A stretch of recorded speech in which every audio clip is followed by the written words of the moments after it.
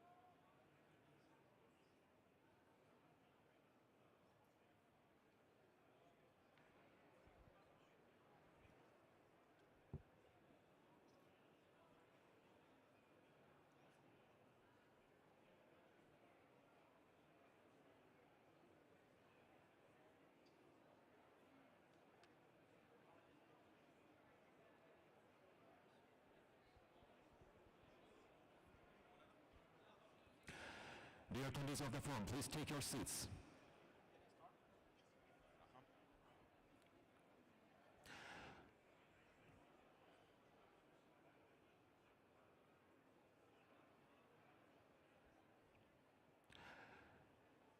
Welcome back, everyone. I hope you are satisfied, you're feeling satisfied, and you're ready to continue our fruitful discussions. We are now about to begin our ministerial roundtable session titled Transforming the Public Sector for a Sustainable Future. To open this important discussion, I would like to kindly invite our distinguished speakers to take their seats at the presidium on stage. Please welcome Mr. Sherzad Shermatov, Minister of Digital Technologies, Republic of Uzbekistan. Mr. Navid Hanif, Assistant Secretary General for Economic Development, UNDSA. Mr. Qasim Harun Ali, Minister of Decentralization, Djibouti. Mr. Pata Salia, Minister of Justice, Georgia. Mr. Fasil Kolebali, Minister of Public Service and Administrative Reforms, Mali. Mr. Amgalan Batuga, Deputy Minister of Digital Development, Innovation and Communications, Mongolia. Mr. Francis Mocho Bilande Sadeh, Minister of Public Administration, Solomon Islands. Mr. Ilhamuddin Valizadeh, Deputy Minister of Internal Affairs, Tajikistan. Ms. Mercy Maruwa Dinha, Deputy Minister of Public Service, Zimbabwe. Ms. Elizabeth Nyamayero, author and gender expert. Please join us in welcoming our distinguished speakers to the presidium, our stage. We look forward to your insights on how we can shape a more sustainable, responsive, and future-ready public sector.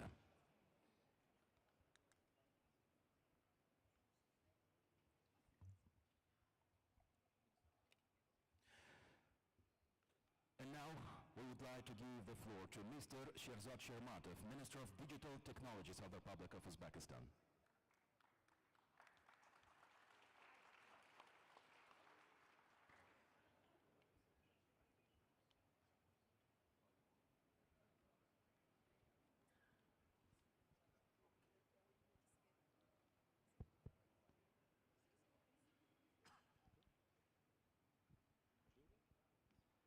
Assalamu alaikum. Assalamu alaikum, dear guests. Once again, welcome to Samarkand. Welcome to this important ministerial roundtable. I'm very honored to represent Uzbekistan in this prominent platform as a United Nations Public Service Forum and to share our experience in the digital transformation of the public sector. Today, with only 5 years remaining to achieve the Sustainable Development Goals, it's especially important to focus not merely on innovation, but on practical transformation, on how technology is tangibly improving the interaction between the government and citizens. We are implementing this approach through concrete reforms, from the digitalization of interactions with citizens and businesses, and the interagency document flow to introduction of new forms and mechanisms based on artificial intelligence technologies.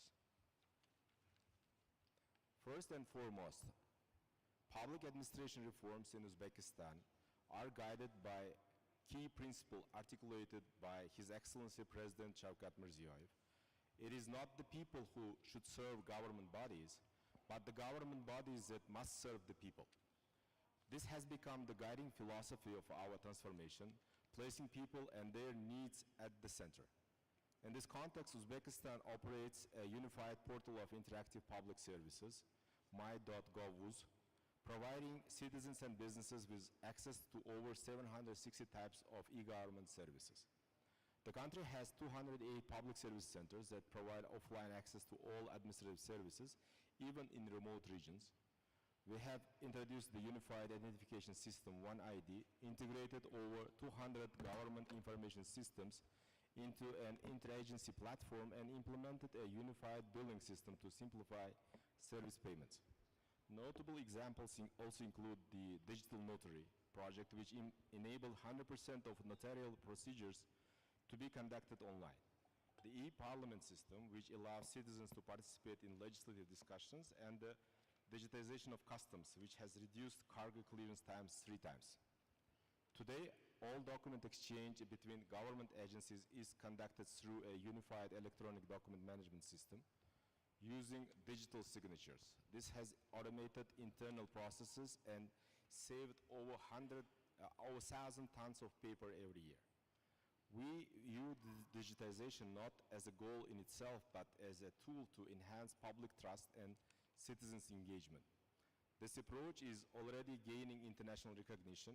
In 2024, for the first time, Uzbekistan was ranked among countries with a very high level of digital development in the United Nations e-government survey. In the GovTech Maturity Index, Uzbekistan advanced by 37 positions compared to 2020, entering the high-ranking A group. Secondly, in Uzbekistan, artificial intelligence has already become an integral part of public service, helping to automate, personalize, and accelerate the delivery of government services.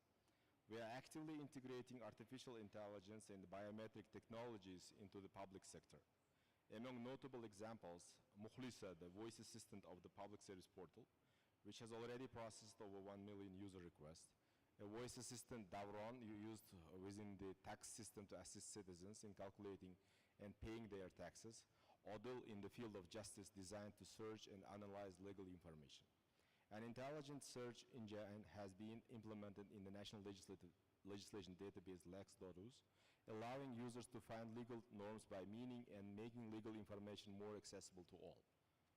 The MyID Palm system, which enables contactless fair payments through palm recognition, has been introduced in the Tashkent Metro.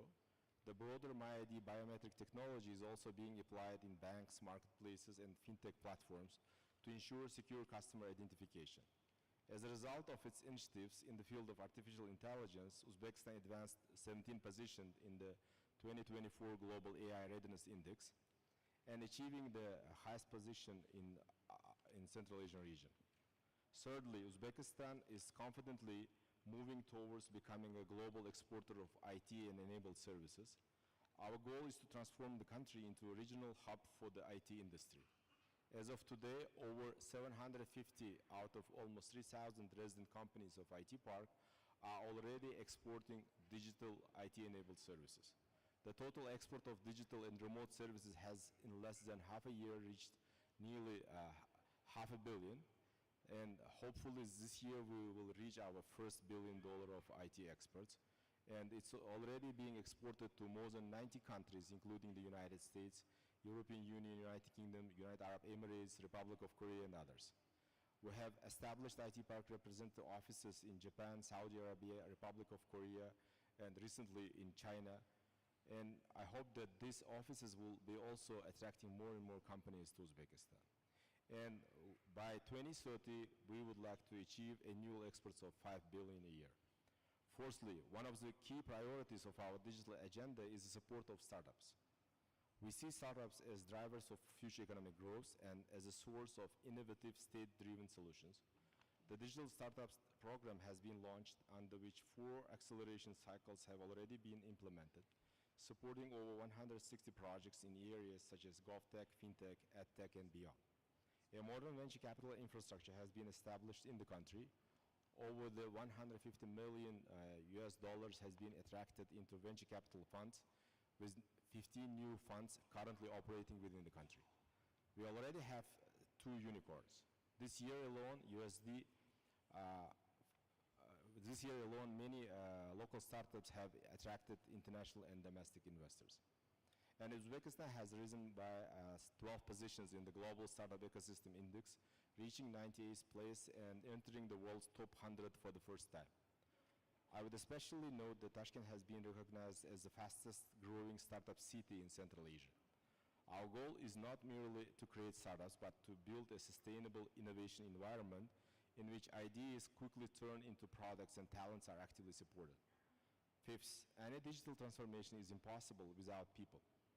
We are building a digital nation. Already today, as part of our project 1 million Uzbek coders, more than 2 million young people have already been trained in key digital fields such as graphic design, artificial intelligence, data analysis, and programming. And just recently, within the framework of Tashkent International Investment Forum, Uzbekistan launched a national initiative, 1 million AI prompters. The goal of the project is to train qualified specialists in the field of creating effective queries for artificial intelligence systems. This will expand the digital literacy of the population, create new jobs, and integrate advanced AI technologies into all sectors of the economy of Uzbekistan.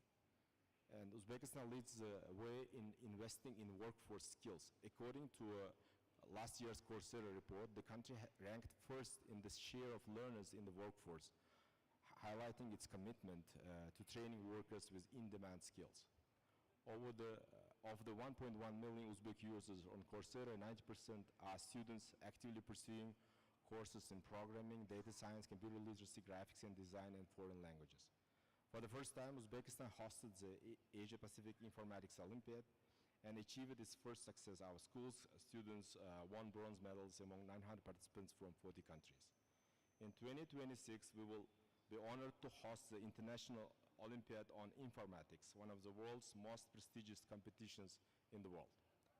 Dear guests, we do not perceive digitization as an exclusively internal agenda. Our goal is to build global digital bridges.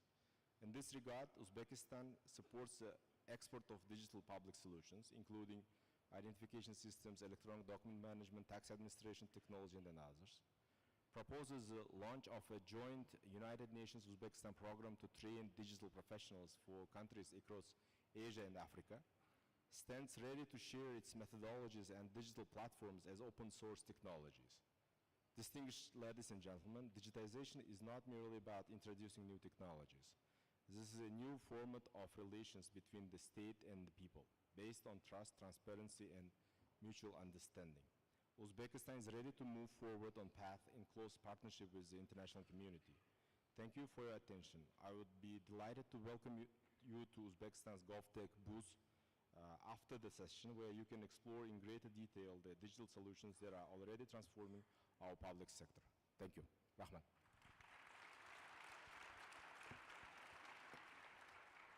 Thank you, Mr. Sherzad Shirmatov, for your valuable insights.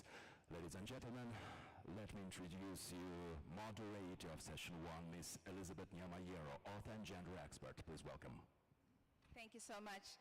Your Excellencies, thank you and welcome to this important dialogue under the agenda, Transforming for the Public Sector for a Sustainable Future. To put this in simple language, if public servants are the architects of a brighter future, to quote the Secretary General's remarks this morning, and as Mr. Hanif reminded us, these ministers also serve as the ministers of access, equity, and efficiency, then what you're about to hear is a conversation about leadership. And allow me to introduce a definition of leadership from an African's perspective. In many of our African cultures, we believe that to be a leader, it doesn't mean being in front. It means removing obstacles for others to lead. And this is what you're going to hear today. What these governments are doing to remove obstacles for their populations and their communities to lead this important agenda.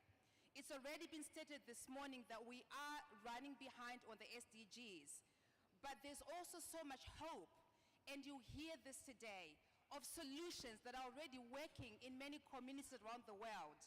And so this is a call to action for the participants of today. Inside the tote bags on your chairs, there is a notebook and a pen, and I'm going to invite you to take them out. Because I want you to do me one thing today. I want you to remember one of the three things as you hear this inspiring conversation. One is a solution. So either a solution that you hear today that you can bring back to your community, because what we now need as we look towards 2030 is both speed as well as scale. We don't have to reinvent the wheel. The second thing that I want you to take down is either a new contact. This is going to be about creating new partnerships. So if you hear something that you like, take the name of the minister, reach out to them after this event so that when you go home, you are not going back empty-handed, but with a tangible contact where you can start a new partnership. And then the last thing that you can take is an interesting fact. We want as many people as possible to hear about the outcomes of this event. Either you can share when you get home, but also share on your social media. Anyway, without further ado, Your Excellencies, allow me to begin the session. We have 1 hour for the conversation. It's 11:32. There's 10 of you on stage. If my math serves me right, there's at least about 5 minutes per interaction from each of you. So I ask you kindly to adhere to the time slot. Hopefully we'll have conversations for maybe 2 rounds of questions. And I'm going to start actually with gender equality by inviting Her Excellency from Zimbabwe. Excellency Dina, I want to start with you. What strategies has your government adopted to foster an environment that encourages and sustains innovation in the public sector? You have the floor.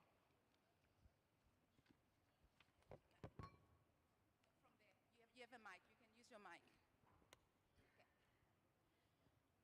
Thank you very much, Ms. Nyamayaro. Good morning to you all. In Zimbabwe, we are aspiring for Vision 2030, and we have a program, NDS, National Development Strategy 1, which is going to end this year, and we are vying for upper middle income society by 2030.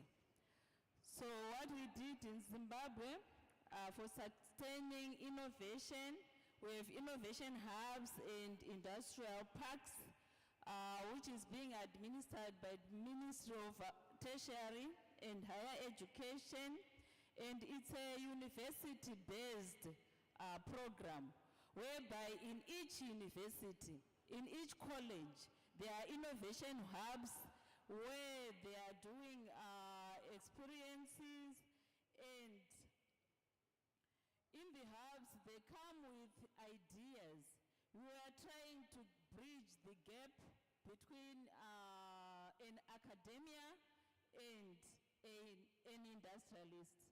So with the innovation hubs, we are producing in our students industrialists. We have also the STEM program, which is a project-based learning where the children are like solving problems and they are taught to think critically. It's just practical skills, as well as Education 5.0.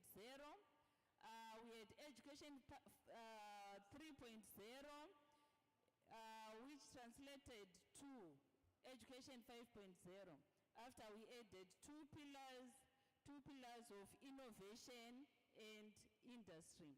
So this is technology driven, and it focuses on innovation, it focuses on industrialization, commercialization, and entrepreneurship. We are also promoting public-private partnerships, and through that, we have managed to have digital health solutions, we have the telemedicines, and also in our road networks, they are being done through that public-private promotion. So this drives economic growth. There's also the implementation of e-government initiatives. In Zimbabwe right now, with the e-payroll, we used to get pay slips in hard copies. Now there's e-payroll. It's now electronic. You don't have to get your hard copy. We have several e-government portals. We have also the smart agriculture, where there is livestock tracking. There is electronic case management systems. This usually used by the Ministry of Justice, whereby in courts, when they are filing their cases, they don't have to file through hard copies. They are now doing it electrically. So this improves public service delivery, and you can see that in the court systems, there is transparency, there is accountability, there is innovation, because everything is being done electronically. Then the government of Zimbabwe is also investing in digital infrastructure. And through that, our government has launched the National Broadband Plan, whereby we are having internet access in remote areas, in hard to reach areas. We are trying to bridge digital divide, and also we are trying to bridge the gap that is there between female and male, between those in the rural areas and those in the urban areas. So usually, when we are doing the internet access program, we are targeting the rural areas as well as the urban areas. Up to now, 200 community information centers are being set up in our country, and this is also to bridge digital divide. And at all the offices of the district administrators, there are information centers, so that when there is people are looking for jobs, there's e-recruitment, and also for procurement. There's also e-procurement. The government has also developed the National Industrial Development Policy, and this was developed so that we can improve our industrial sector. So all this that I have said, you can see that it drives economic growth in Zimbabwe. It's also improving our public service, it's improving our citizen participation, and it's promoting transparency, promoting accountability, and also it's enhancing governance. Thank you. Thank you so much, Your Excellency, for your intervention. If I may now call His Excellency from Solomon Islands. Your Excellency, you have the floor.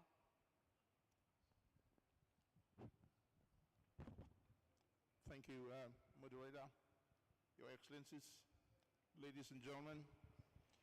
First of all, good follow morning leave for everyone. Greeting from Solomon Islands. Good morning to everyone. Thank you so much for the invitation to come and attend this important forum.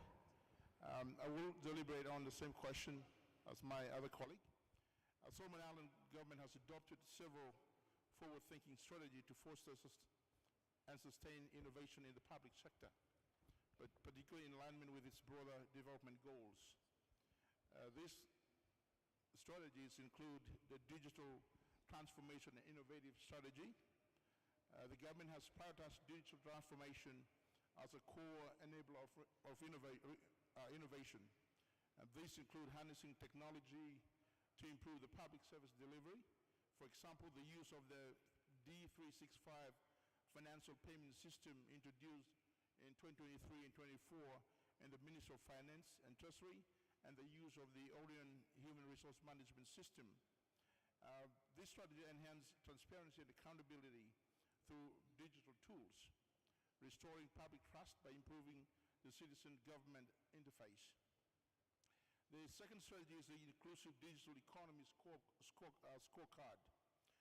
Since 2020, the Solomon Islands government has used the IDES tools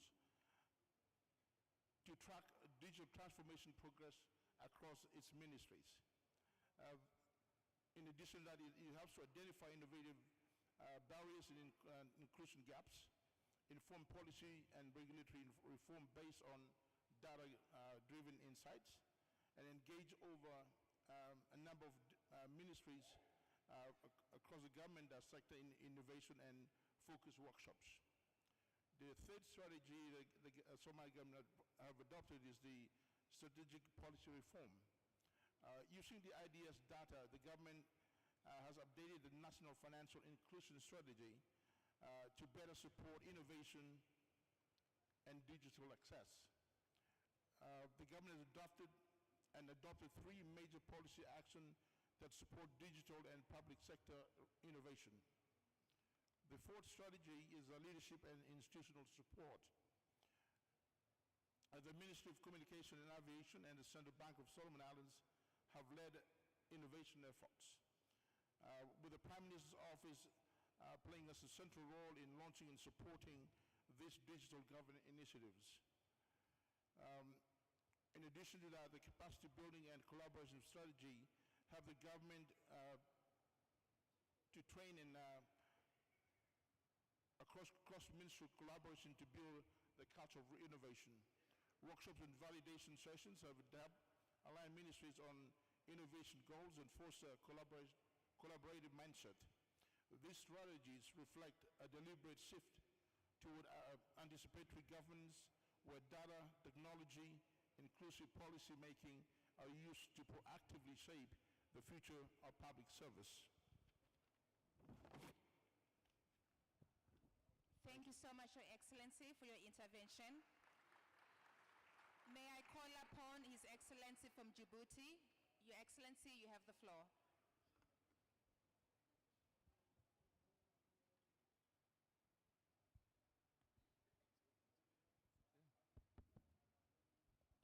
Bismillahirrahmanirrahim.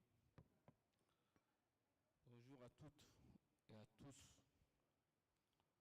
Tout d'abord, je voudrais exprimer ma plus profonde gratitude pour l'accueil exceptionnel, chaleureux que j'ai reçu, ainsi que mon staff.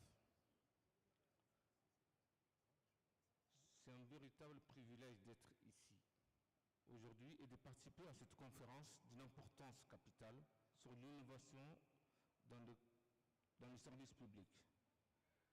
L'organisation est impeccable et l'atmosphère de plus inspirante. Je remercie les représentants des pays hôtes, les représentants des Nations Unies et tous les organisateurs de ce forum pour cette invitation. Moi, je vais essayer de répondre à la question qui nous avait été envoyée et qui consiste à quelle stratégie votre gouvernement a-t-il adopté pour créer un service, pour créer un environnement qui encourage et soutient l'innovation dans le secteur public. En ce qui concerne la question, je dois dire que notre pays est une jeune démocratie qui, en dépit de ses ressources limitées, a priorisé les questions de l'innovation et de technologie. Mais nous sommes encore au début de ce qu'on appelle aujourd'hui la transformation numérique et notre présence ici témoigne de notre intérêt pour apprendre et puiser dans les expériences des pays qui sont en avance dans ce domaine. Je pense que Samarkand est plus avancé que nous.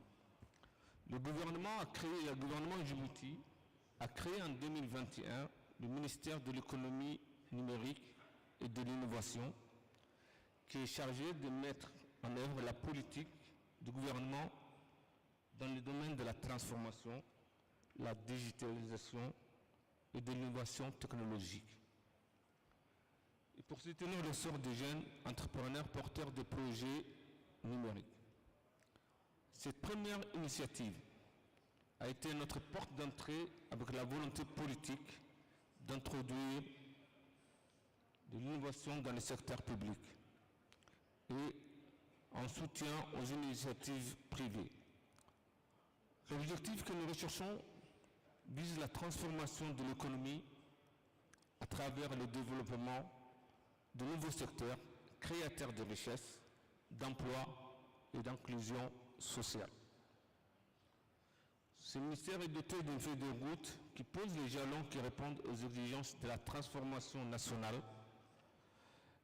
de la modernisation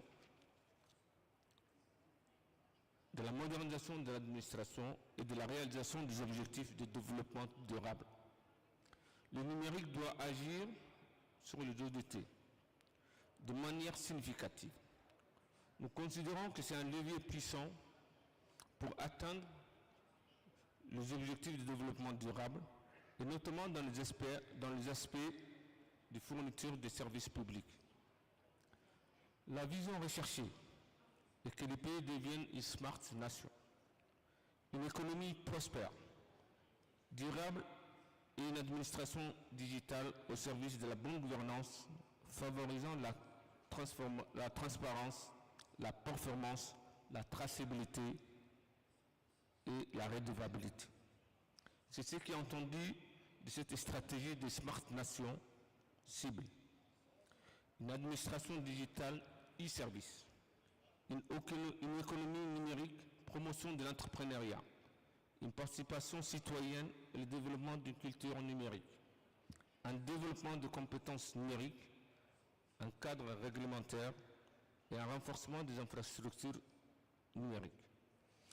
Les projets initiés par les pays dans ces domaines sont la mise en place d'un registre national des personnes physiques, permettant à travers un système informatisé, centralisé et biométrique, d'enregistrer les personnes présentes sur tous les territoires nationaux, soit natifs ou étrangers.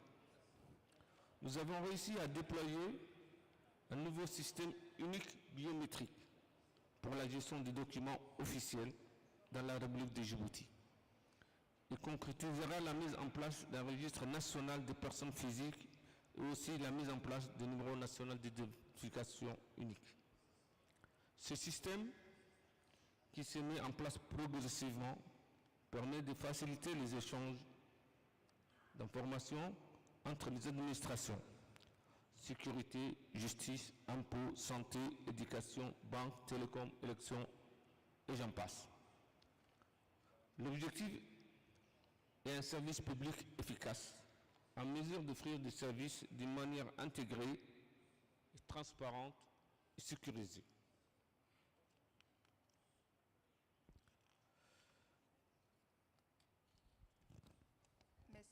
Merci beaucoup. La mise en place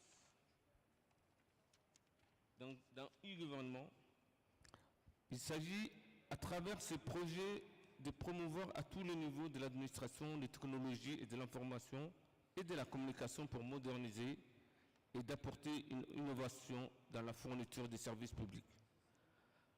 L'objectif étant de favoriser l'accès, l'efficacité, la transparence et la réduction des coûts administratifs.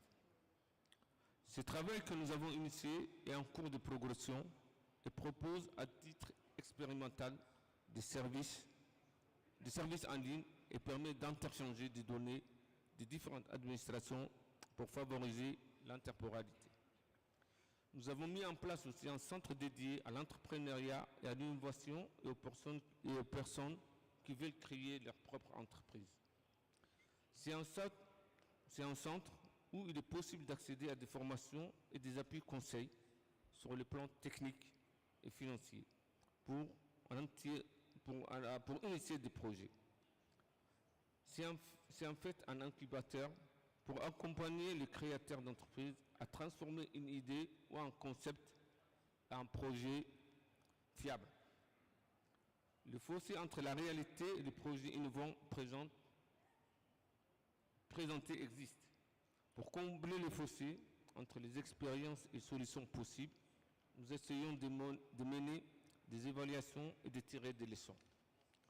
Nous tentons aussi de combler le manque de capacités techniques de nos jeunes. Et j'avoue que dans un contexte où l'économie n'est pas diversifiée, il est difficile d'agir. Nous rencontrons des défis techniques et financiers importants pour matérialiser certaines initiatives, mais nous progressons de jour en jour et Inch'Allah, nous allons y parvenir. Merci. Merci beaucoup, Minister. Thank you so much for your intervention. Just a quick time check. We are 40 minutes out. We still have plenty of ministers who haven't spoken. I'm going to call now on Minister from Mali and kindly ask that you adhere to your 5 minutes speaking. Thank you, Your Excellency. You have the floor. Bonjour à tous et tous. Merci, Madame la modératrice. Je voudrais d'abord remercier la République d'Ouzbékistan pour l'accueil chaleureux qui nous a été réservé. Également remercier l'ensemble du système des Nations Unies pour nous avoir associés à ce débat de haute portée. Mon intervention va porter sur quelle stratégie avez-vous adoptée au sein de votre gouvernement pour créer un environnement qui encourage et soutient l'innovation dans le secteur public. Pour commencer, je dirais que le gouvernement du Mali a adopté en 2015 une politique nationale de l'économie numérique. Et cette politique, appelée Mali numérique et son plan d'action 2015-2020, avait pour objectif de développer le numérique et de diminuer la fracture numérique au sein du pays. Elle a été accompagnée par la création d'un département chargé de l'économie numérique et de la modernisation de l'administration pour accompagner la digitalisation de l'administration. Le gouvernement également a lancé un vaste programme de digitalisation de l'administration publique pour rendre les services publics de qualité aux Maliens. Ce programme a été lancé par le président de la transition, chef de l'État, le 22 juin 2024. Ainsi, un comité de pilotage de digitalisation de l'administration a été créé et présidé par le Premier ministre, chef du gouvernement, qui regroupe 17 ministères où il y a besoin de procéder à une digitalisation des procédures administratives pour le bonheur des citoyens et supprimer les contacts physiques dans beaucoup de procédures administratives. Ainsi, le gouvernement a pris en juillet 2024 un décret fixant les principes de la digitalisation des moyens de paiement dans les services publics. À titre d'exemple, des plateformes en ligne ont été créées pour développer notamment des démarches administratives. On peut citer la digitalisation des paiements des impôts et des taxes au niveau de la Direction générale des impôts, la déclaration et les paiements en ligne des impôts. Au niveau de la Direction générale des douanes, le scanning des marchandises, la déclaration et les paiements en ligne. Au niveau de la Direction générale du Trésor, un paiement en ligne par la création des trésors pays, le paiement en ligne des contraventions de police, le paiement en ligne des actes de procédure au niveau des tribunaux, les casiers judiciaires, les certificats de nationalité y compris. Le paiement en ligne des frais d'actes d'état civil dans les mairies, les déclarations de naissance, d'actes de mariage et tous les actes d'état civil. L'instauration de la déclaration en ligne des intentions d'importation par la Direction générale du commerce, de la consommation et de la concurrence. La création d'une agence pour la promotion des investissements au Mali, qui a ramené la création d'entreprises en 72 heures contre 2 mois avant. L'adressage numérique des parcelles de terrain Ninaka d'adresse sous la forme d'un guichet unique du titre foncier qui a permis de réduire le délai de création du titre foncier en 6 mois contre 2 ans avant la création du guichet unique. La création des centres de télémédecine. S'agissant de la gestion des ressources humaines de l'administration publique, le gouvernement a initié depuis 2022 un projet de gestion intégrée des ressources humaines de l'administration appelé SIGRH, qui a permis d'interconnecter 11 directions des ressources humaines et ces directions sont aussi connectées avec le numéro d'identification nationale unique, avec la direction de l'état civil et tous digitalisés. Ce projet est presque à terme et permettra, comme je le disais tantôt, de connecter toutes les directions des ressources humaines avec le bureau central des soldes, la direction de la fonction publique, la direction nationale de la fonction publique des collectivités territoriales. Et comme avantage, il y aura moins de papiers pour les usagers de l'administration et moins de files d'attente dans les administrations et permettra à terme d'économiser et de maîtriser l'effectif des agents publics. Le gouvernement vient d'adopter également un plan national de formation pour 5 ans des agents publics et un plan de recrutement pour maximiser l'effectif de la fonction publique. Le gouvernement a adopté, en termes de transparence, une politique nationale de transparence pour asseoir la redevabilité et une politique nationale de gestion axée sur les résultats. Et pour soutenir de façon générale dans le secteur public en particulier, nous envisageons de créer une commission de labellisation chargée de l'accréditation, la veille, l'orientation, le contrôle et l'accompagnement des structures opérationnelles étatiques, la redevabilité et la politique nationale des startups de gestion axée sur les résultats. Dans les universités, et pour soutenir de façon générale, il a été introduit des cours à distance. Nous envisageons de créer, et il a été créé un centre de labellisation d'intelligence artificielle et de robotique, la veille, l'orientation et la directrice du centre préside le comité scientifique de la digitalisation de l'administration. La direction générale des douanes utilise aujourd'hui de bout en bout le scanning des marchandises à l'importation comme à l'exportation, la détection de la fraude, la gestion des risques grâce à l'intelligence artificielle. Le ministère de l'Agriculture utilise des drones pour la surveillance des champs et la gestion des eaux d'irrigation de l'Office de l'administration du Niger. Voilà quelques réalisations que nous devons sentir dans ce cadre de ce débat en permettant que nous pourrons profiter des échanges pour enrichir notre pratique. Je vous remercie. Merci beaucoup. Thank you so much, Your Excellency. I now give the floor to His Excellency from Georgia. Your Excellency, you have the floor. Voilà quelques réalisations que nous devons sentir dans ce cadre de ce débat en permettant que nous pourrons profiter des échanges pour enrichir notre pratique. Je vous remercie. Merci beaucoup. Thank you so much, Your Excellency. I now give the floor to His Excellency from Georgia. Your Excellency, you have the floor. Voilà quelques réalisations que nous devons sentir dans ce cadre de ce débat en permettant que nous pourrons profiter des échanges pour enrichir notre pratique. Je vous remercie. Merci beaucoup. Thank you so much, Your Excellency. I now give the floor to His Excellency from Georgia. Your Reaffirm our commitment to the United Nations core principles and contribution to foster innovation for global challenges on the public sector.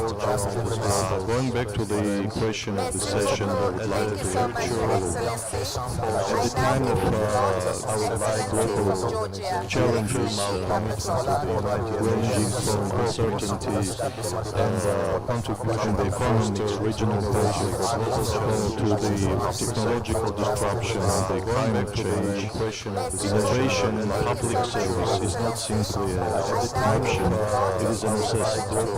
In Georgia, we consider innovation in the public sector as both a strategic goal and a civic duty.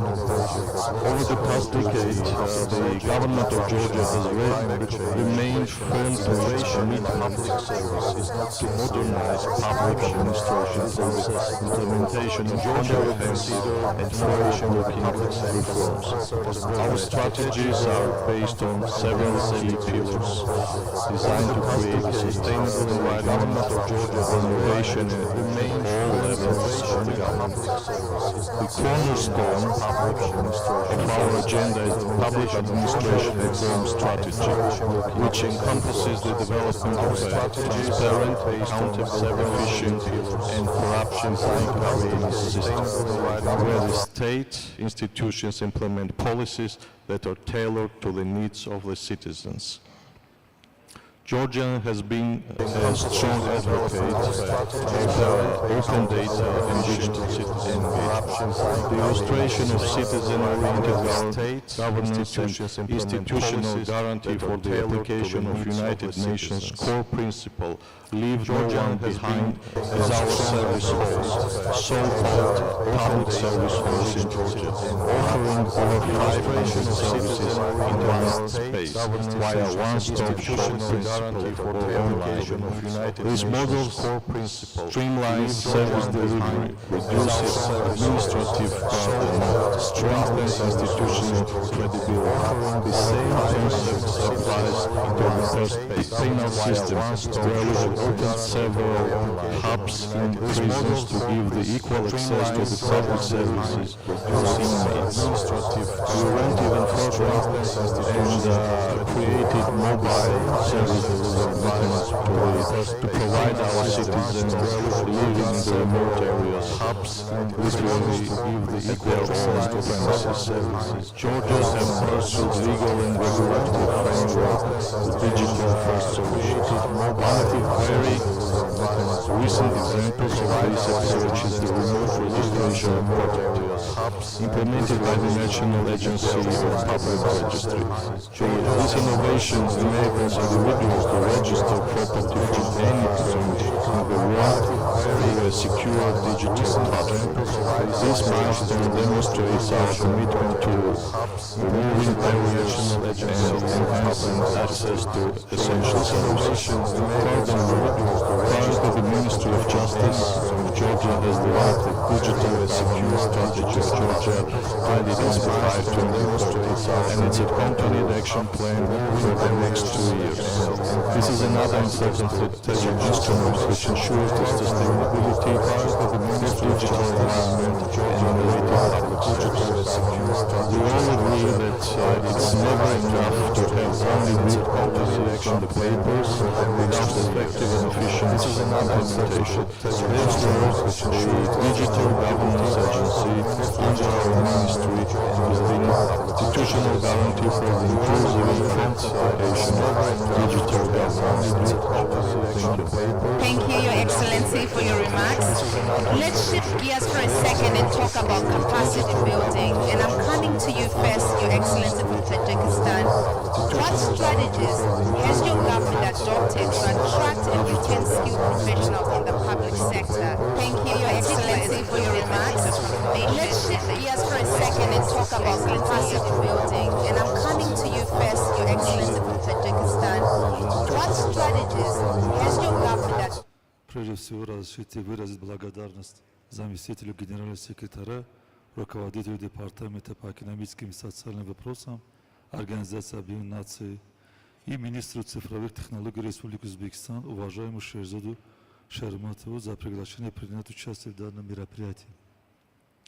Это значимое мероприятие представляет ценную платформу для обмена опытом и координации усилий в вопросах расширения потенциала государственного сектора, укрепления человеческого капитала, технологических возможностей для достижения целей устойчивого развития. Позвольте поделиться с вами о предпринимаемых Министерством внутренних дел Республики Таджикистан мерах по цифровой трансформации и модернизации государственных услуг. Цифровизация государственного сектора в Таджикистане началась еще в 2003 году с утверждением первой государственной стратегии информационной и коммуникационной технологий для развития Республики Таджикистан. Затем был принят ряд важных нормативных правовых актов, составивших основу для внедрения информационных и коммуникационных технологий в деятельности государственных органов. Одним из ключевых документов в этом роде является концепция цифровой экономики, утвержденная постановлением правительства Республики Таджикистан за номером 642 от 30 декабря 2009 года, а также закон Республики Таджикистан от 15 марта 2023 года об электронном документе и электронной подписи. В рамках упомянутой выше концепции Министерство активно внедряет информационную и коммуникационную технологию, направленные на повышение оперативности и прозрачности обслуживания населения, формирование единого информационного пространства, обеспечение информационной безопасности, адаптация внутренних процедур к современным цифровым стандартам. Ведомственные базы данных в связанных программах решений разработаны с учетом специфики деятельности подразделений МВД Республики Таджикистан, позволит сократить сроки оказания услуг, упростить административные процедуры и обеспечить более эффективное взаимодействие с гражданами. Еще одним из направлений является цифровизация государственных услуг с целью обеспечения удобного, быстрого доступа граждан к услугам через цифровые платформы. Так, нами в рамках реализации указа президента Республики Таджикистан от 22 июня 2003 года за номером 586 о мерах по расширению безналичных расчетов разработан и утвержден приказ от 4 июля 2003 года о принятых неотложных мер по расширению безналичных расчетов, в соответствии с которым в Министерстве последовательно внедряются меры по цифровизации платежных процессов. В частности, в целях создания современной инфраструктуры и интеграции внутренних рабочих систем подразделений органов внутренних дел с электронной системой безналичных расчетов была разработана специальная программная платформа. С использованием данной системы внедрен механизм безналичной оплаты государственных пошлин, обязательных платежей в бюджет, административных штрафов и других платных услуг через государственные унитарные предприятия Амунатбанк, коммерческие банки и иные финансовые кредитные учреждения Республики Таджикистан. В соответствии с установленным порядком оплаты услуг, произведенных гражданам через мобильные приложения Амунат Мобайл и использование посттерминалов, автоматически фиксируется по внутренним электронным системам ведомства с указанием суммы и вида оказания услуги. Это значительно повышает прозрачность и надежность расчетных операций. Одновременно была разработана специальная программа под названием «Умный платеж», основанная на детальном анализе специфики делопроизводства подразделений. Ее внедрение позволяет использовать информационные и коммуникационные технологии для обеспечения оперативности, создания единого информационного пространства, усиления информационной безопасности, представления доступа к рабочим кабинетам в режиме реального времени, а также подтверждения платежей через электронные квитанции. Для обеспечения обратной связи и практической поддержки граждан был создан Центр поддержки, доступный по короткому номеру 0012, в котором на официальном сайте Министерства внутренних дел Республики Таджикистан ВКДТЖ размещена специальная информационная страница, посвящающая государственным услугам, оказываемым органам внутренних дел. Внедрение современной электронной системы не только обеспечивает прозрачность и надежность поставления услуг, но и формирует единое информационное пространство, соответствуя повышению доступности, упрощения процедур и сокращения сроков оказания государственных услуг. В этом концепте в целой дальнейшем оптимизации процессов были реализованы меры по интеграции разработанных электронным программам подразделений Министерства внутренних дел с информационной системой налогового комитета при правительстве Республики Таджикистан, в частности внедрение идентификационного номера налогоплательщика ИНН, а также с Министерством юстиции Республики Таджикистан в целях регистрации свидетельства о рождении ребенка и в цифровом формате. В рамках стратегии цифровой трансформации государственного управления продолжается работа по подключению к системе других министерств и государственных органов. Так, в целях реализации концепции формирования электронного правительства и обеспечения перехода на безналичие расчеты была внедрена услуга по составлению справки о наличии или отсутствии судимости. Эта услуга реализована и использована базы данных Главного информационно-аналитического центра МВД и его подразделения через пункты безналичной оплаты компании «Стартпай», это умный платеж. Одновременно Министерство в сотрудничестве с соответственной компанией «Ватан ЭКТ» организовало электронную систему подачи онлайн-запросов на справки о наличии или отсутствии судимости по всей территории Республики Таджикистан.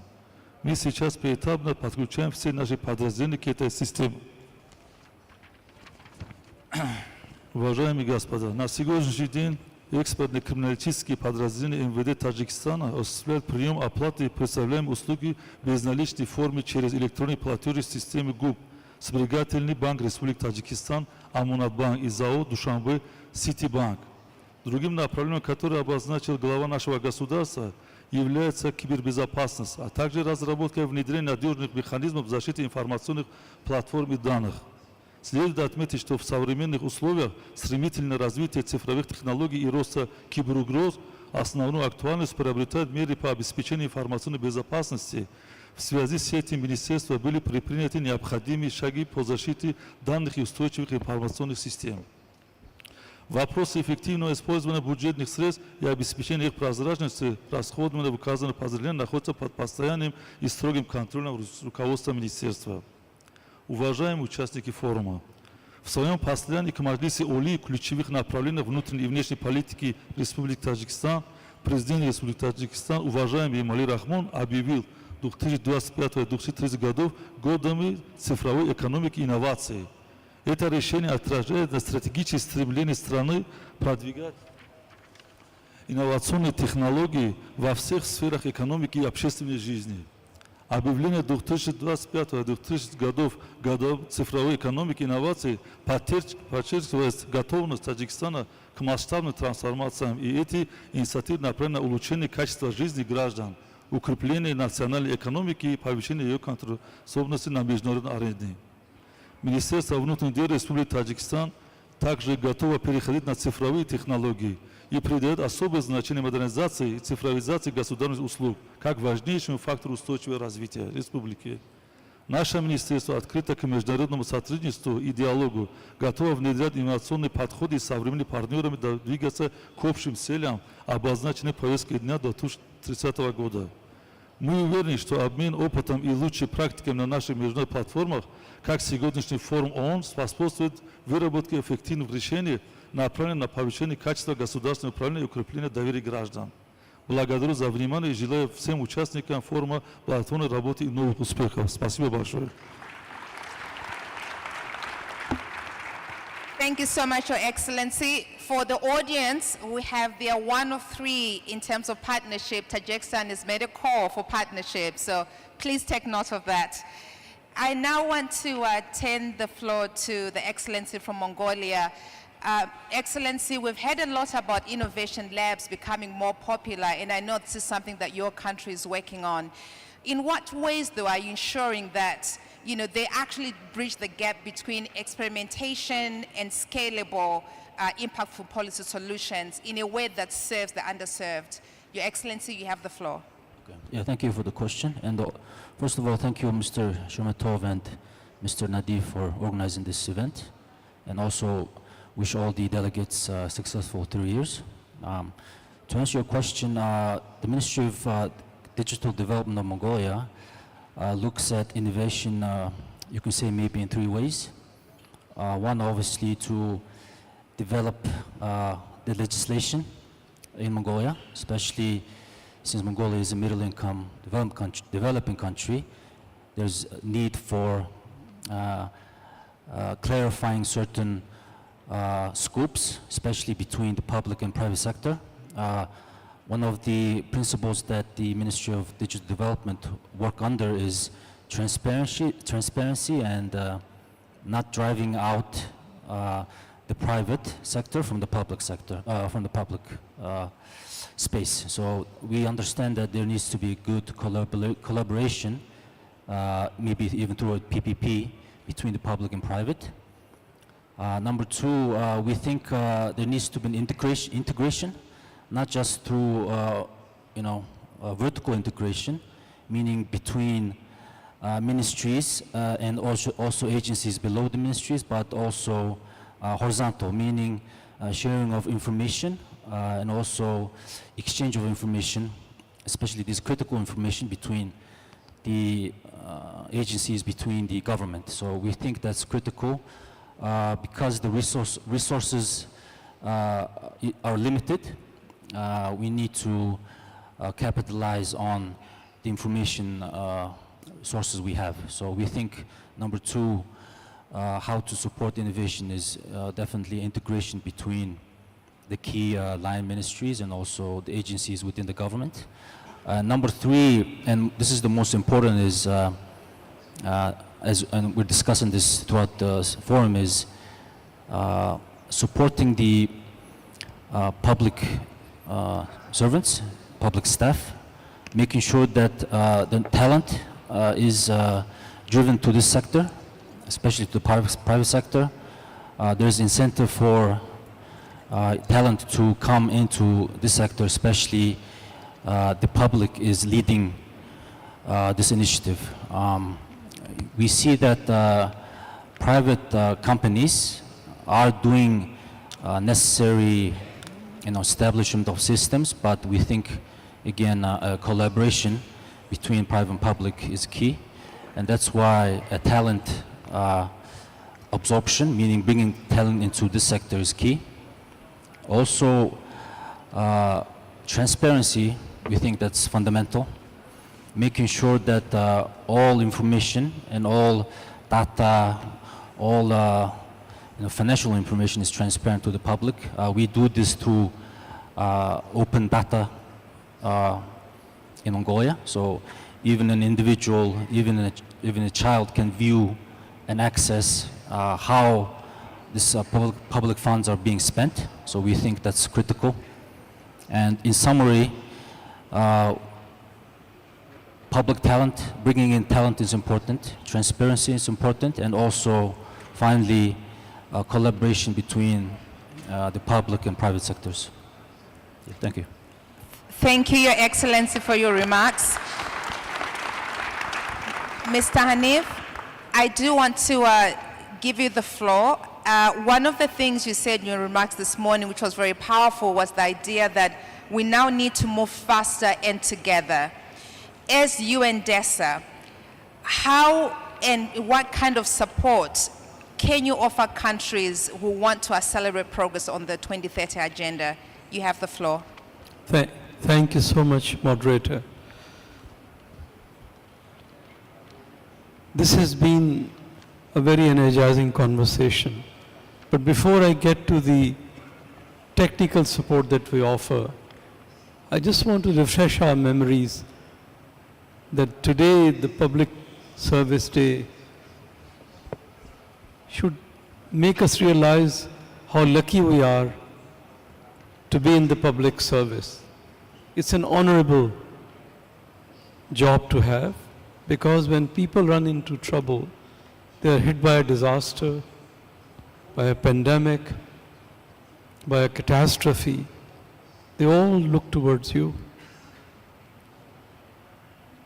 And the United Nations was created with these core values to serve humanity, built on indomitable hope in the goodness of humanity and our ability to secure life of dignity for all. So what we offer, first and foremost, there are 11 principles of effective governance for sustainable development. We have a committee of experts in public administration that has developed these 11 core principles which should guide every public service and every public servant. It's not just technology, it's not just files and papers. It's the human beings behind these files and papers who matter. So these core 11 principles are associated with 64 strategies on budget transparency, on ethical government service, on foresight, on planning for people's better lives. So we offer these 11 principles, and we are working in Africa on an annual basis to have peer reviews, how these principles are embraced by public services all over Africa. Second, what we offer is state-of-the-art knowledge, because we run e-government service in 193 countries, and we get data, their policy proposals that they are pursuing, and impact.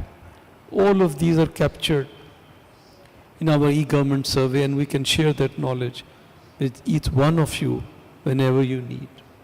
We also offer technical expertise in designing public sector policies. We have local online services index, which any country can use, and we can help them to use that index to improve their local level governments in providing online services. We also, and this is where we bring in these experts from our committee, train public servants in many countries to embrace these principles and frontiers of technology to deliver service.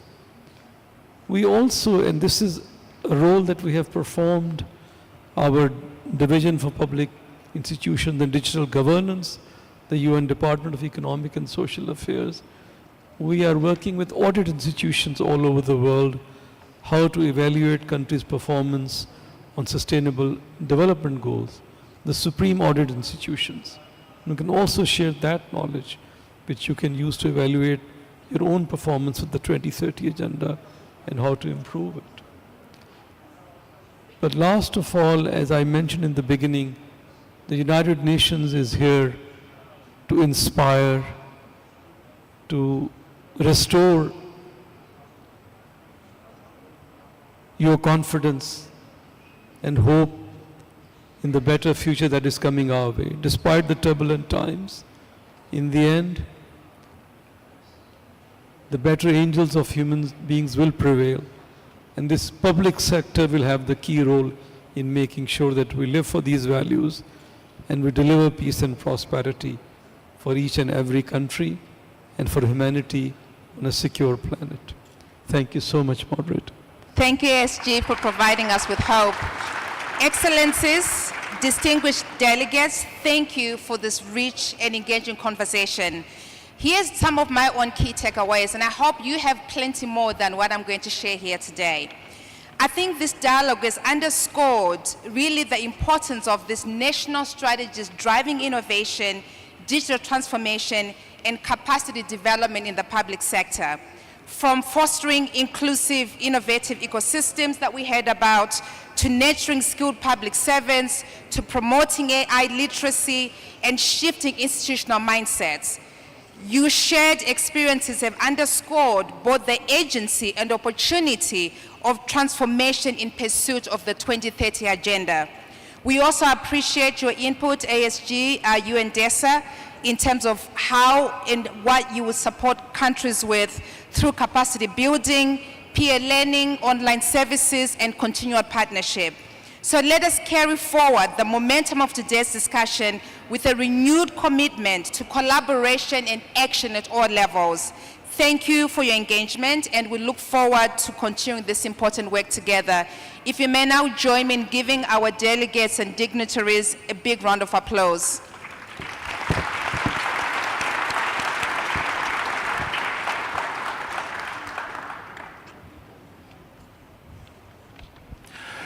Thank you, Ms. Nyamayero. We sincerely thank our distinguished speakers and the moderator of session 1 for a fruitful discussion and thought-provoking visions shared today. As we conclude the session 1, let us give a round of applause to our esteemed speakers as they return to their honored seats in the audience. Mr. Navid Hanif and our moderator, Ms. Elizabeth Nyamayero, are kindly requested to stay seated on the podium.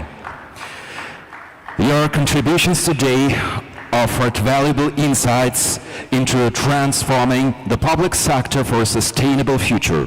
The practical ideas, shared experiences, and forward-looking perspectives will undoubtedly help shape ongoing reforms and foster innovation across public institutions. Thank you once again for such an engaging and impactful dialogue during the session 1. Ladies and gentlemen, we now move on to the session 2, titled 5 Years to 2030 Accelerating Public Service Delivery. Allow me to invite the speakers of the second session to take their seats at the presidium. Please welcome Ms. Adea Pirdeni, Minister of State for Public Administration and Corruption, Albania.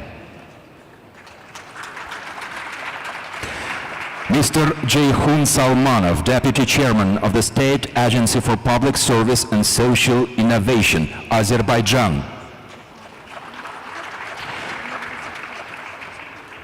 Ms. Tashi Pam, Chairperson of the Royal Civil Service Commission.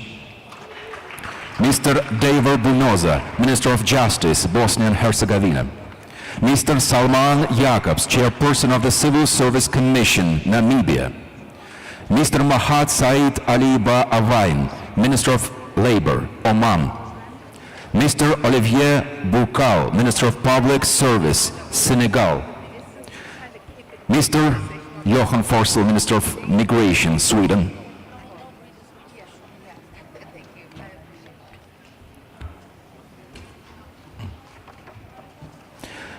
And I'm pleased to announce that the moderator of session 2 is once again Ms. Elizabeth Nyamayero, who also skillfully moderated our first session. Ms. Nyamayero, the floor is yours. Thank you so much, Your Excellencies. Welcome to this conversation. This is the part 2. We're talking about accelerating public service delivery. As we said, it's about speed, but it's also about scale and efficiency. I want to just remind you again, time check. We have until 1 o'clock for this conversation. And the audience have made a very exciting request that they want to hear more from you versus speeches. So if you're able to simplify your conversation and make it more conversational, that would be very much appreciated. I'm going to actually just jump right into it. And the first question is, what targeted policies and actions are being taken in your country to ensure that the needs of the most vulnerable are being met And how successful have these been as well? Because we want to also know what is already working so that people listening here in the audience, to those tracking your one of three as a new solution, can simply look at how they can adapt and scale and implement in their own countries. And I'm going to start by opening with His Excellency from Bosnia-Herzegovina. Excellency, you have the floor. Thank you. I want to greet you all and thank you for invitation and hospitality. It's really great here in Uzbekistan.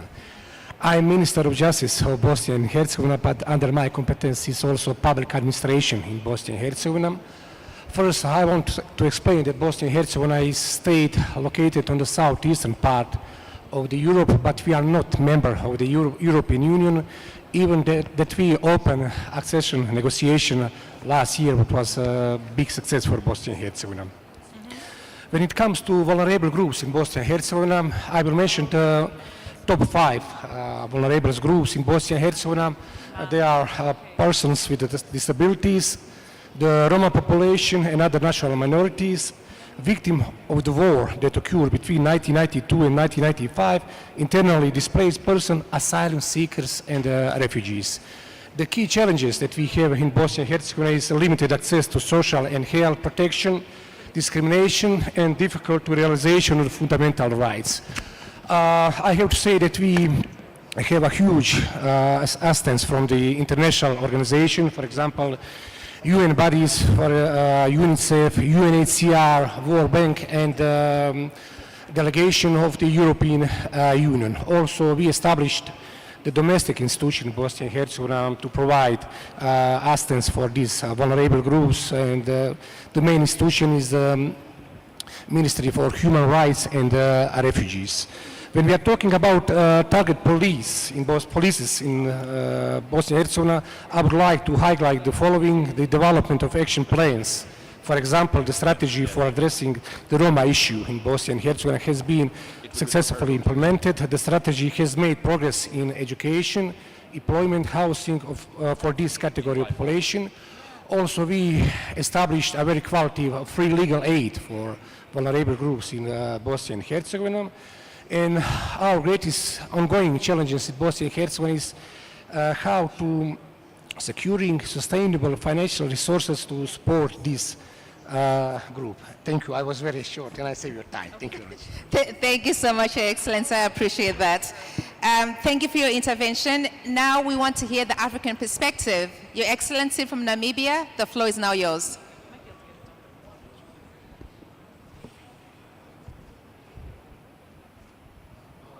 Hello, thank you very much.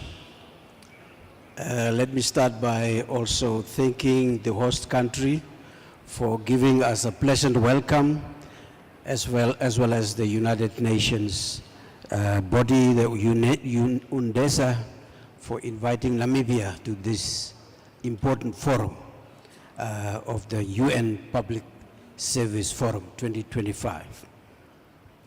Namibia is a country which became independent in 1990 through international solidarity, a midwife by the UN through Resolution 435, as was mentioned by our former late president. It's a vast country with a total area of more than 800,000 square kilometers.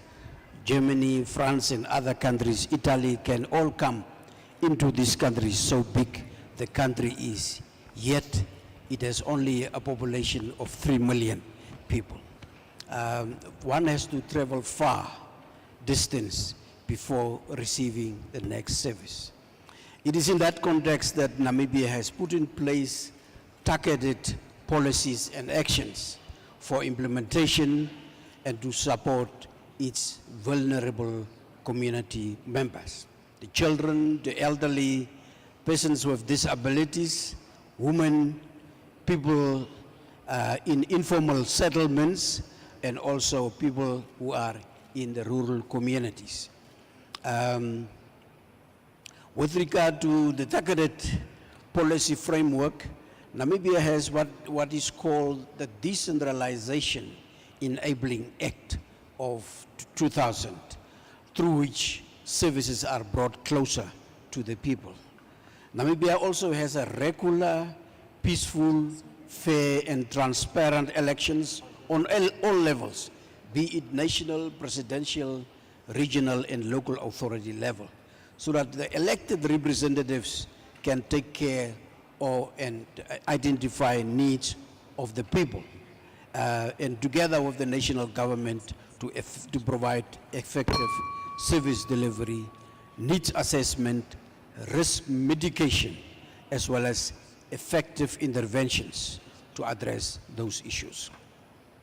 Namibia has what is called the social protection policy, which was adopted in 2021. And through that, it has introduced a comprehensive life cycle support to the youth, the elderly, disabled, and unemployed. These are grants which amounted to more than 5.1 billion in 2018 to 2019, and again in 2020 to 2021, more than 6.1 billion was allocated to this sector. The old age people are receiving something like 1,600 of the Namibian dollar, and disability people are also receiving similar amount, while child grants are also receiving 350 per month.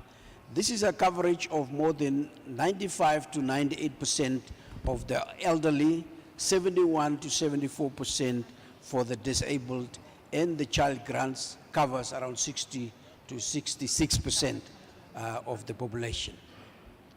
There is also what we call the Food Security and Nutrition Program, and the World Food Program, together with the country, has come up with a country strategic plan between 2017 and 2023 to ensure year-round food accessibility to the people. Through this, food parcels are distributed to youth street committees, meaning youth are also involved in that process, and this has been expanded to more than 6 regions in the country, benefiting more than 70,000 beneficiaries as it is sent out. There is a housing and informal settlement upgrading program. It was launched in 2014, where mass housing development program aimed to build more than 185 low and middle income homes by the year 2030. This is an ambitious program. It is ongoing to provide shelter to all our people. There is also what we call the flexible land tenure system. The Act was also promulgated in 2012 to ensure land tenure is given to people who are staying in informal areas. Informal areas are areas around the urban areas where people put up a shack or a structure just to stay, and the government wants to ensure that they are properly registered, the place where they stay, as well as they should also own the property where they are. Government is also supporting communities, gender and rural empowerment. EPACO Women's Center was opened in 2012 for skills training, where tailoring, beadwork, business, small and medium are being provided, as well as gender-based violence and childcare are provided at these institutions. Namibia is known for a very effective wildlife conservation program, and there is a community involvement that we have in this program, where rural communities are owning these conservancies, where they manage it and where they ensure that ultimately they benefit and also generate revenue through that program. And 1 in 12 Namibians are directly benefiting from these wildlife tourism revenues, funding schools through that process. Clinics, ambulances are also given, and this is boosting livelihoods as well as conservation efforts by them. The youth policy was revised in 2006 and again in 2020 to 2030.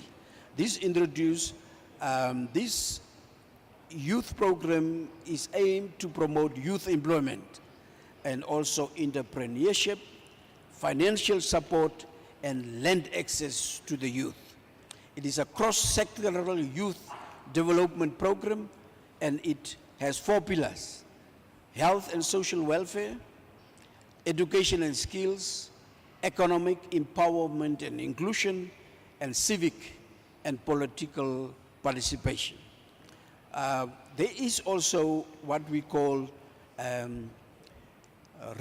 education and skills development, where Namibia has introduced free education up Your to Excellency, tertiary level. And apology, Excellency. Before you jump onto education, can I just pivot to another conversation? We'll come back to education. Okay, okay. Yeah. Thank you, Excellency. Now, I do want to shift gears for a second, and we'll come back, I promise you, and speak to the topic of marrying traditional with innovation, because we know it's going to take both of these things to work. And so the question here is, how have recent changes and advances in digital technology enabled each of your governments to better reach the most vulnerable of the population, and in particular when you're combining them with the traditional approaches? And I want to invite Albania, Your Excellency, you have the floor to give us your first input. Thank you very much, Elizabeth, and also let me thank you, the organizers, for such an amazing organization of this forum, and we're very glad that we could be part of this and share our own experience into this kind of a forum where all of us, rather small or big countries, we can, I think, bring some examples to this discussion, examples which have been meaningful into not only increasing the efficiency of public administration, but also making sure that we improve how everybody experiences the state in its entirety.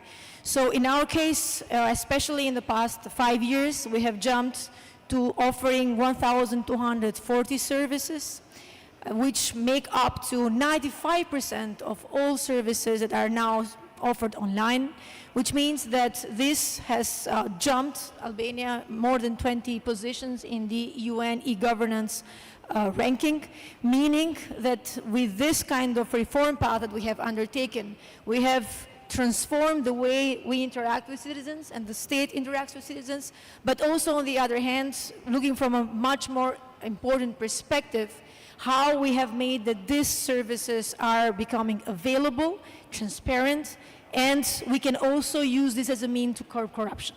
So overall, I think that we're quite satisfied with the progress that we have been achieving, but on the other hand, we have been increasingly cognizant of the fact that through this big revolutionary move, we had to also make sure that, as the UN mantra goes, that no one has to be left behind, we wanted to make sure that these services also become much more tangible and much more accessible to all those who have specific impairments, but all those who also live in remote areas and the outskirts of the cities, and making sure that everybody, regardless of their age, regardless of their economic status, have the same access to our own digital services. This is why we have made the very core of this reform, ensuring that we ensure access and enable all the technological means to ensure access to those visually impaired. So our services now has a voice accompanying of the way in which services are being offered. And most importantly, now we have a cutting-edge AI digital assistant, which goes and accompanies the entirety of the service delivery process. And this is what we believe lies at the very core of user centricity in how we interact with citizens. On the other hand, I think that it's extremely important also to make sure that in this ambit, we also take and put specific attention to what is believed to be very important in how we are in line and how we pick up all those new elements of digital interactions. Now we have been piloting AI in many different areas of public and service delivery. We are now piloting a whole new system of public procurement with AI, and also we are trying to make sure that the entirety of the interaction with citizens, but also with those who want to interact more precisely with the public administration, becomes very much AI-centered. This is something that is a work in progress. We know that there are many different aspects that need to be taken into having a much more inclusive way on how we approach these services to be much more beneficial to the citizens.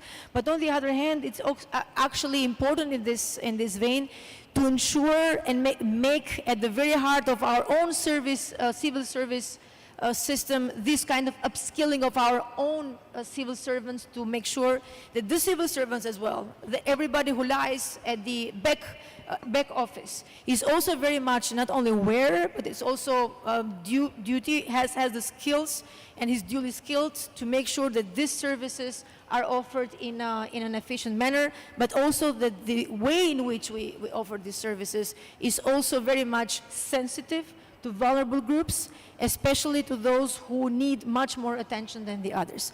On the other hand, I think I want to conclude with a much more promising also avenue.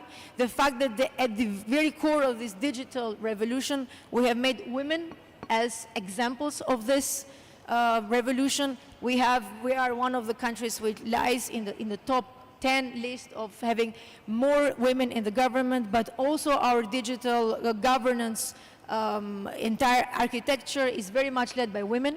So we are quite aware of the fact that this is something that every country needs to work more about. But I think that in that case, we are a very good example to bring forward change through also gender equality from the gender equality kind of angle. So thank you very much for that. I'm very much open also to discussions and also questions. Thank you. No, thank you so much, Your Excellency. And I think it's very powerful what you said about engaging women in this conversation, in particular on AI, because again, we need women shaping the new narrative that comes with that. And right now, when you look statistically, there's, less female voices working behind on AI, and that will obviously shape the narrative. So thank you for the important work. Your Excellency from Bhutan, I give you the floor. Thank you very much. I would like to thank the United Nations, particularly UNDESA and the government of Uzbekistan, for this opportunity to come and share. And Bhutan is really privileged to be sharing about Bhutan's experiences, both in terms of making service delivery equitable, making service delivery reach to the last of those who are unreached. But let me set a context so that you would be able to connect to what I'm trying to say. On the last mile SDG goal itself, Bhutan has set its end of its 13th five-year plan by 2029, which gives us this timely opportunity to actually reduce the gaps of reaching the 2030 goals. So in doing so, Bhutan has been doing very well in terms of the social indicators like our health, education. We are almost there 100%. In terms of environment, we are even carbon negative. But there are still some of the last miles that we need to achieve. Some examples that I can cite is we want to deliver ECCD services to 100% of our children. Then we also want to reduce the gender gaps if there are. Then we would also want to look into efficient service delivery for all the services that we have provided both by government as well as by the banking sector as well as by the private sector.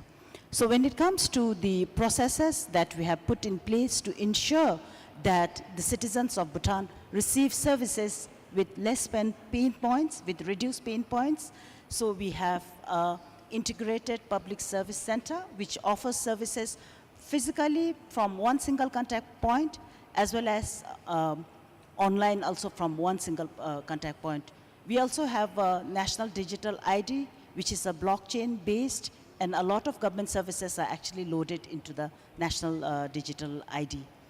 Further, we also have help desks of 205 blocks, which is at the local government level, that we have a dedicated person which gives services to our citizens.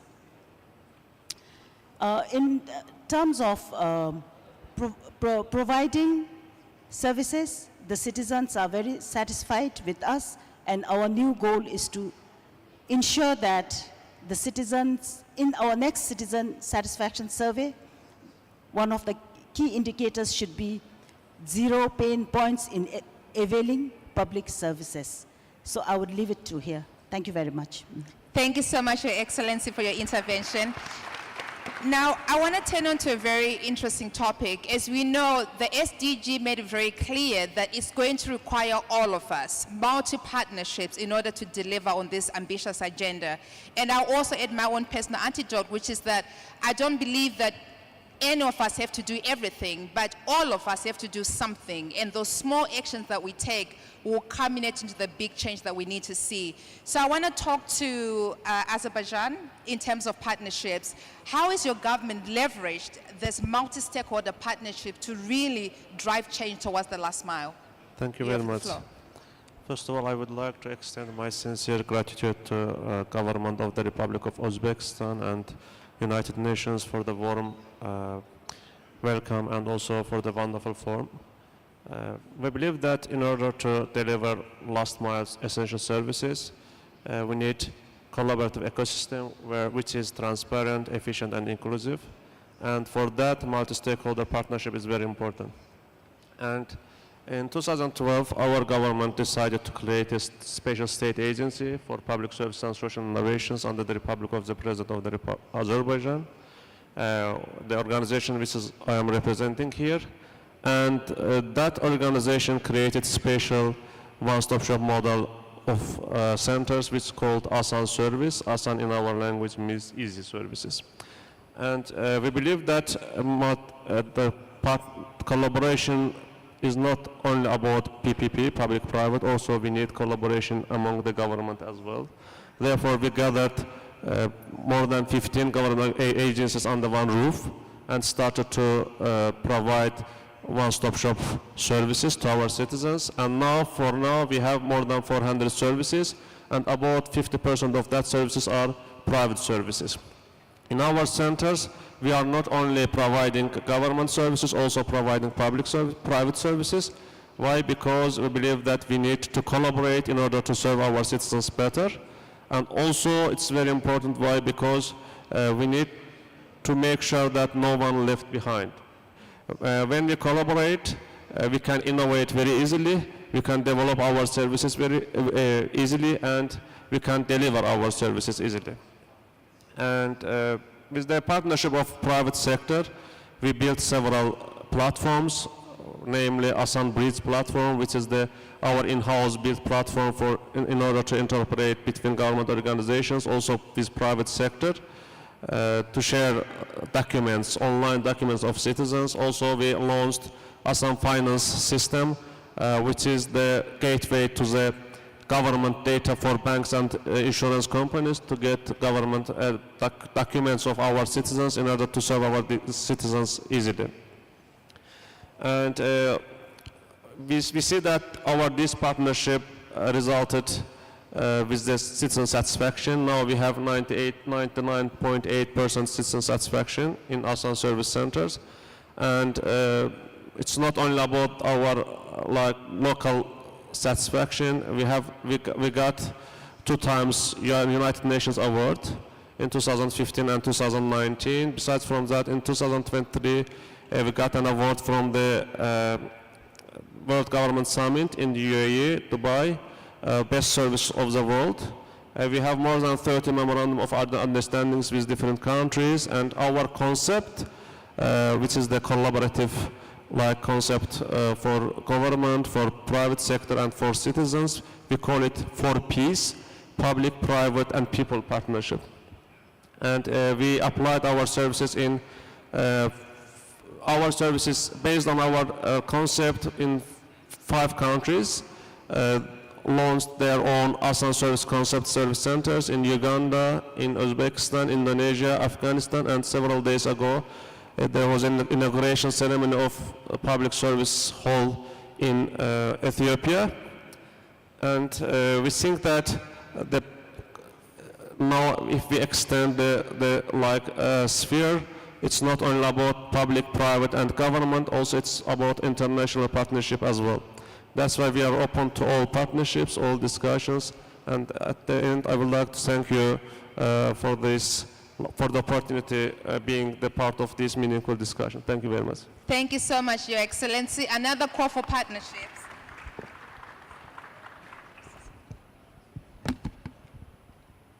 Apologies, my mic died. Thank you, Your Excellency. Another call for partnership. A quick time check, we have 9 minutes. I still want us to be able to talk about gender equality because I think Bosnia and Herzegovina is doing something really exciting on that. We also want to make room for a quick conversation on education and some key takeaways from Mr. Hanif and His Excellency from Namibia. But maybe I can turn to His Excellency from Senegal. You have 3 minutes for your intervention. Over to you. For Monsieur, vous avez la parole. Oui.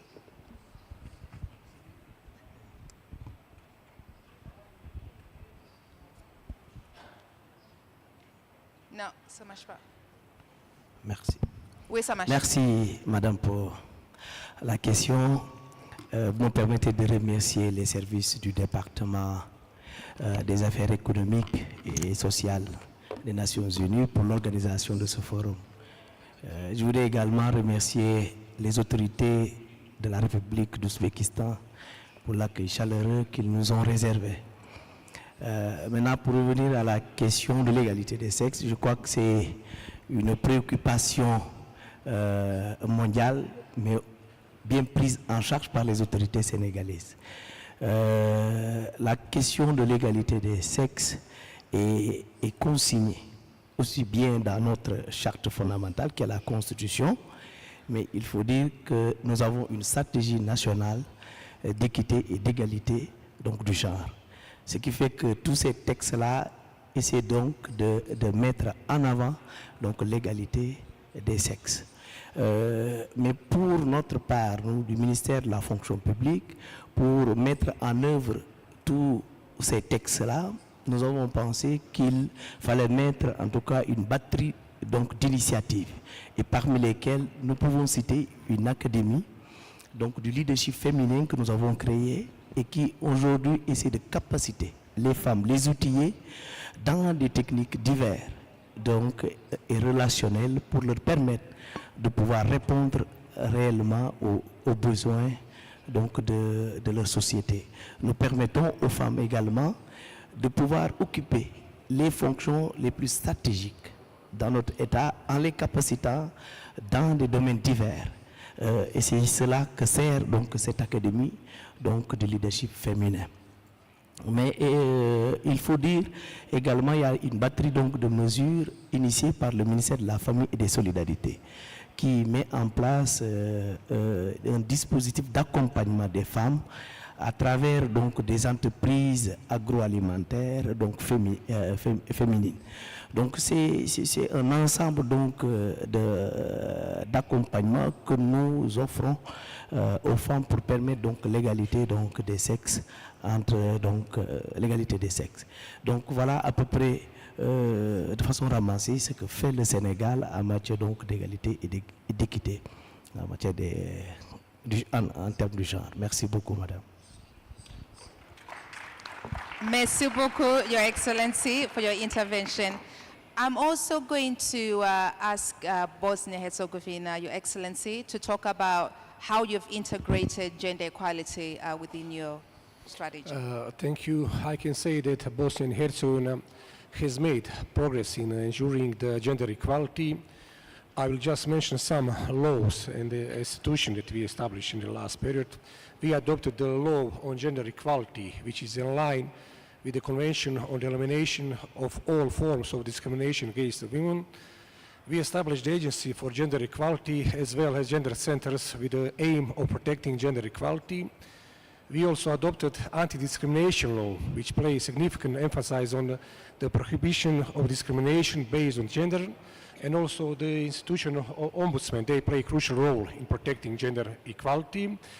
And I want to emphasize that Bosnia and Herzegovina was among the first Council of Europe member states to adopt the Istanbul Convention.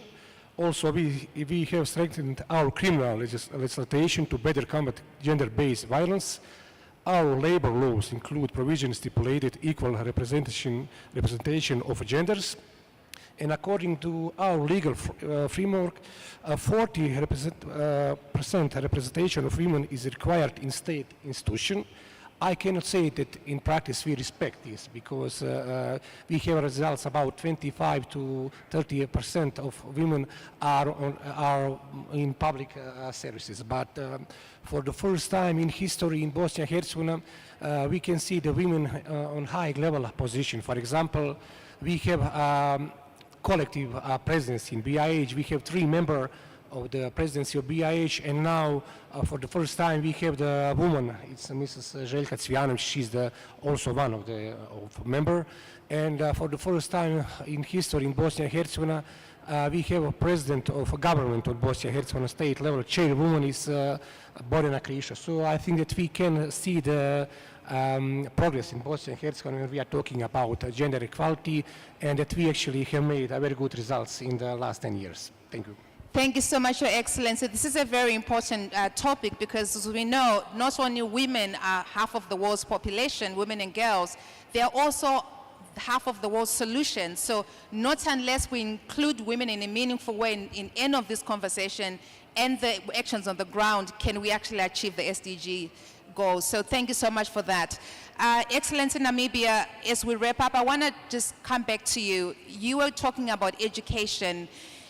In the context of this conversation, what are some of the key things that you want people to take away in terms of, at a top level, what Namibia is doing to educate when it comes to the SDGs?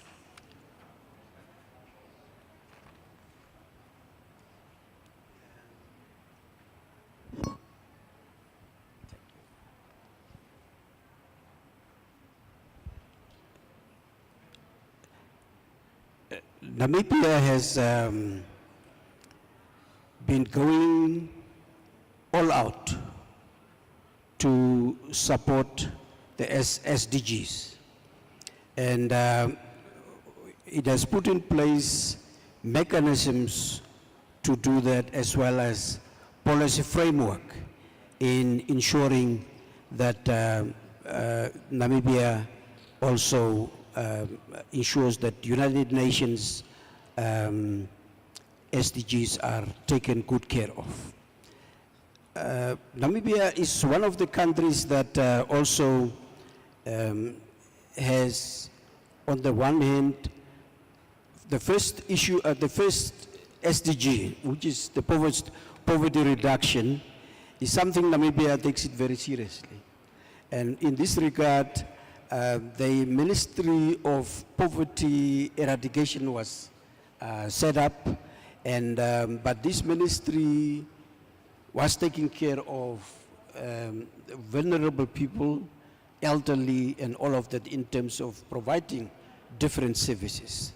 But with the new administration, that has changed, where they are saying that instead of having one ministry dealing with poverty reduction and other issues, maybe the best way is for the country to change so that each sector, each ministry and their sector must take care of issues relating to poverty reduction.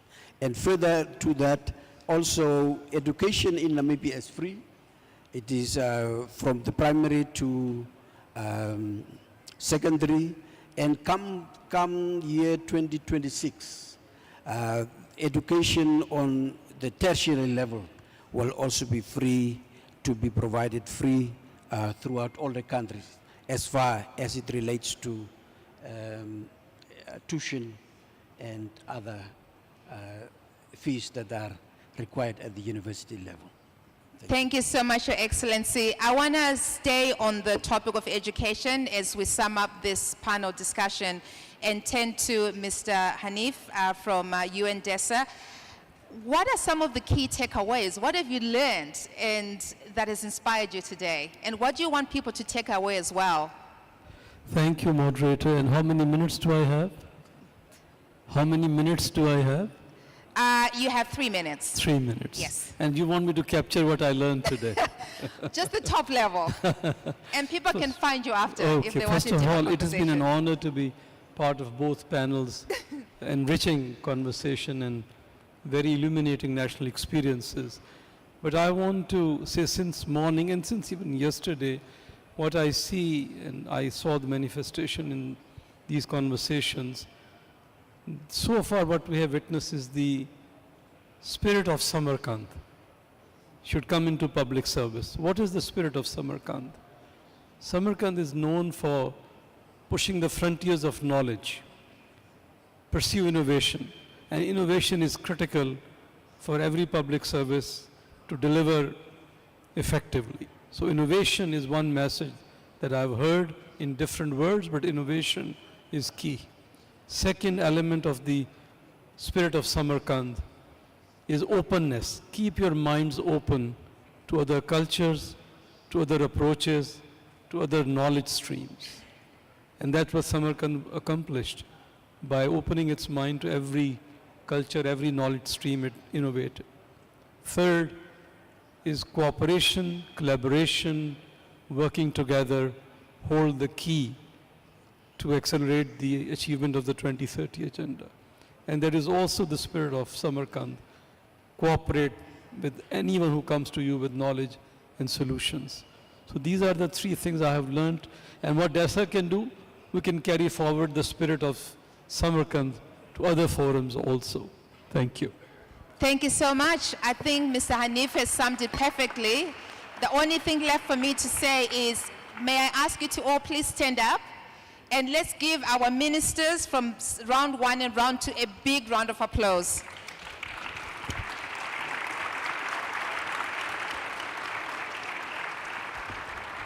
Thank you so much.